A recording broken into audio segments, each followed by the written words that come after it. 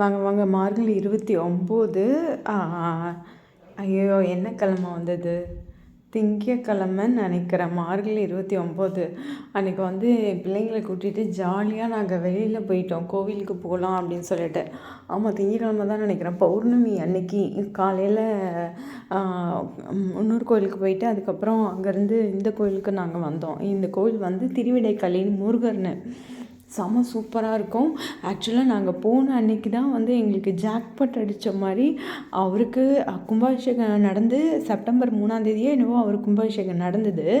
ஆனால் அவர் கும்பாபிஷேகம் நடந்து முடிஞ்சு வீதி உலா அன்னைக்கே நான் வெளியே ஏறி இருக்கணும். அவர் ஆக்சுவலாக அன்றைக்கி ஏதோ சண்டையாம், அதனால வீதி உலா போகலையாம். நாங்கள் போன அன்றைக்கி தான் வீதி உலா கிளம்புறாரு மதியம் 11:30. எங்கே அக்கா பார்த்தோன்னே பயங்கர அப்படியே புல்லரிச்சு போச்சு. எனக்கா பயங்கர ஹாப்பியாக இருந்தது. ஏன்னா திருவிடைக்காளி முருகருக்கு தான் நான் கும்பாபிஷேகத்துக்கும் போகலான்னு சொன்னேன். ஆனால் வந்து என் வீட்லேயும் சரி என் ஃப்ரெண்ட்ஸும் சரி யாரும் வந்து நோ சொல்லிடுச்சிங்க. போகக்கூடாது அப்படின்னு சொல்லிட்டு போகல. அதனால் ஒரு 48 டேஸ்க்குள்ளேயாச்சும் இந்த கோவிலுக்கு போய் பார்க்கலாம் அப்படின்னு நான் வச்சுருந்தேன். நிறையா பேர் நடந்துலாம் வந்தாங்க. ஏன்னா இவருக்கு வந்து மூலவர் வந்து முருகரும் இருப்பார், அப்புறம் சிவனும் இருப்பார் உள்ள. அதனால் இது ரொம்ப பிரசித்தி பெற்ற கோவில். அவ்வளோ சூப்பராக இருக்கும் இந்த கோவில். எனக்கு ரொம்ப பிடிக்கும்.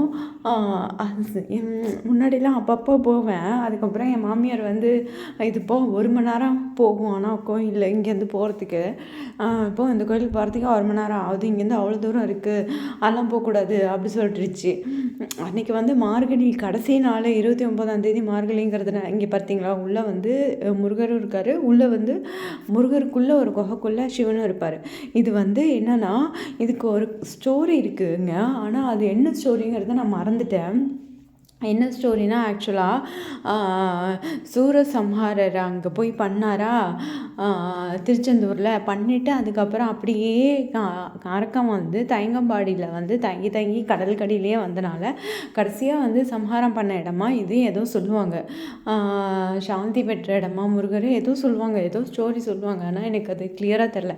நான் அடுத்த பாட்டில் கிளியராக ஸ்டோரி என் மாமியார்கிட்ட கேட்டுட்டு உங்களுக்கு நான் சொல்கிறேன். பார்த்தீங்களா எவ்வளோ அழகாக இருக்காருன்னு, கையில் வேலோட.